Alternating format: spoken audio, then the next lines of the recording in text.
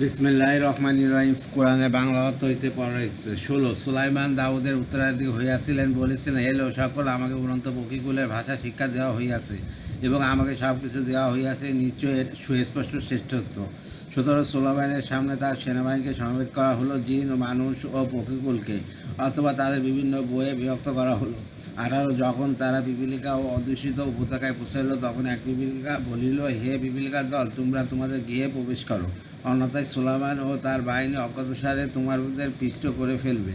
19। তার কথা শুনে সুলাইমান মুচকি হাসলেন এবং বললেন, হে আমার পালনকর্তা, তুমি আমাকে সামর্থ্য দাও যাতে আমি তোমার সেই নিয়ামতের কৃতজ্ঞতা প্রকাশ করতে পারি যা তুমি আমাকে ও আমার পিতামাতাকে দান করেছো, এবং যাতে আমি তোমার পছন্দীয় সৎকর্ম করতে পারি, এবং আমাকে নিজ অনুগ্রহে তোমার সৎকর্ম পরায়ণ বান্দাদের অন্তর্ভুক্ত করো।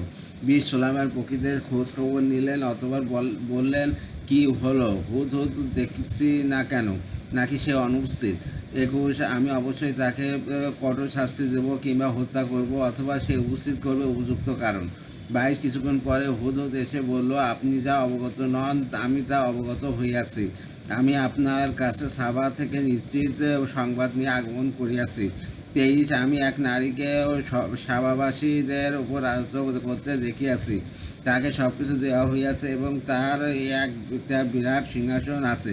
24। আমি তাকে ও তার সম্প্রদায়কে দেখলাম, তারা আল্লাহর পরিবর্তে সূর্যকে সেজদা করছে। শয়তান তাদের দৃষ্টিতে তাদের কার্যবলী সুবিধ করে দিয়েছে, অথবা তাদের শপথ থেকে নিবৃত্ত করিয়াছে, অতএব তারা সৎপথ পায় না। 25। তারা আল্লাহকে সেজদা করে না কেন, যিনি নবমণ্ডল ও ভূমণ্ডলের গোপন বস্তু প্রকাশ করেন এবং জানেন, যা তোমরা গোপন করো ও প্রকাশ করো। 26। আল্লাহ ব্যতীত কোনো উপাস্য নেই, তিনি মহা আরশের মালিক। সেজদা। 27। সুলাইমান বললেন, এখন আমি দেখব তুমি সত্য বলিয়াছ না মিথ্যাবাদী। 28। তুমি আমার এই পত্রকে নিয়ে যাও এবং এটা তাদের কাছে অপন্ন করো, অথবা তাদের কাছ থেকে সরে পড়ো এবং দেখো তারা কি জবাব দেয়। 29। বিলকিস বলল, হে পরিষদবর্গ, আমাকে একটি সম্মানিত পত্র দেওয়া হইয়াছে। 30। সেই পত্র সুলাইমানের পক্ষ থেকে এবং তা এই অসীম দাতা পরম দয়ালু আল্লাহর নামে শুরু। 31। আমার মোকাবেলায় শক্তি প্রদর্শন করো না এবং বর্ষতা স্বীকার করে আমার কাছে উপস্থিত হও। তৃতীয় রুকু। 22। বিলকিস বলল, হে পরিষদবর্গ, আমাকে আমার কাজে পরামর্শ দাও, তোমাদের উপস্থিতি ব্যতীত আমি কোনো কাজের সিদ্ধান্ত গ্রহণ করি না। 33। তারা বলল, আমরা শক্তিশালী এবং কঠোর যোদ্ধা, এখন সিদ্ধান্ত গ্রহণের ক্ষমতা আপনারই, অতএব আপনি ভেবে দেখুন আমাদের কি আদেশ করবেন। 34। সে বলল, রাজা বাদশারা যখন কোনো জনপদে প্রবেশ করে তখন তাকে বিপদস্ত করিয়া দেয় এবং সেখানকার সম্ভবত ব্যক্তিবর্গ অপদস্থ করে, তারাও এইরূপই করবে।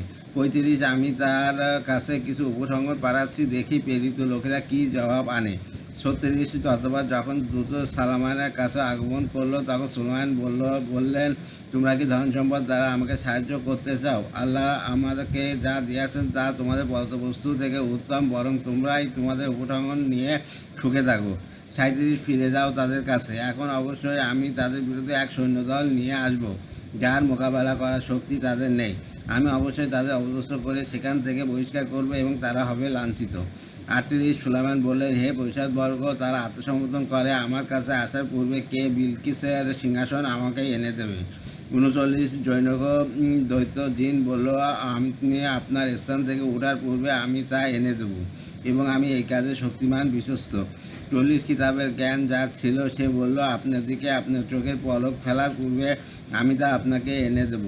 অথবা সুলাইমান যখন তার সামনে রক্ষিত দেখলেন তখন বললেন, এটা আমার পালনকর্তার অনুগ্রহ, যাতে তিনি আমাকে পরীক্ষা করেন, আমি কৃতজ্ঞতা প্রকাশ করি না অকৃতজ্ঞতা প্রকাশ করি। যে কৃতজ্ঞতা প্রকাশ করে সে নিজের উপকারের জন্য কৃতজ্ঞতা প্রকাশ করে, এবং যে অকৃতজ্ঞতা প্রকাশ করে সে জানুক আমার পালনকর্তা অবমুক্ত কৃপাশীল। 41। সুলাইমান বললেন, বিলকিসের সামনে তার সিংহাসনে আকার আকৃতি বদলে দাও, দেখব সে সঠিক বুঝতে পারে না সে তাদের অন্তর্ভুক্ত যাদের দিশা নেই। 42। অথবা যখন বিলকিস এসে গেল তখন তাকে জিজ্ঞাসা করা হলো, তোমার সিংহাসন কি এইরূপী? সে বলল, মনে হয় এটা সেটাই, আমরা পূর্বে সমস্ত অবগত হইয়াছি এবং আমরা আজ্ঞাবহ হয়ে গেছি। 43। আল্লাহর পরিবর্তে যে সে যার ইবাদত করত সেই তাকে ইমানের থেকে নিবৃত্ত করিয়াছিল, নিশ্চয়ই সে কাফের সম্প্রদায়ের অন্তর্ভুক্ত ছিল। 44। তাকে বলা হলো, এই প্রাসাদে প্রবেশ করো, যখন সে তার দৃষ্টিপাত করলো, সে ধারণা করলো এটা হচ্ছে স্বচ্ছ গভীর জলাশয়। সে তার পায়ের গোছা খুলে ফেললো এবং স্লোগান বলল, এটা তো স্বচ্ছ স্ফটিক নির্মিত প্রাসাদ। বিলকিস বলল, হে আমার পালনকর্তা, আমি তো নিজেই নিজের প্রতি জুলুম করিয়াছি। আল্লাহ হাফেজ।